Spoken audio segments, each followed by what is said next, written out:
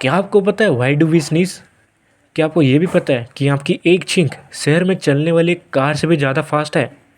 Sneezing is the bodies natural defence system. जब भी कोई डस्ट या कोई जर्म्स या डर्ट पार्टिकल्स हमारे नाक के थ्रू एंटर करती हैं, तो उसका हमारे जो नेसल हेयर्स होते हैं उनको वो इरिटेट करते हैं, जिससे कि जो ब्रेन होता है हमारा वो सिग्नल भेजते हैं कि जल्दी से उनको बाहर निकालो, जिससे हमें छींक होती है।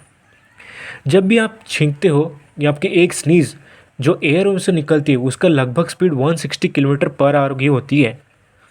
हैरान करने वाली बात है ना, मुझे भी हुई थी।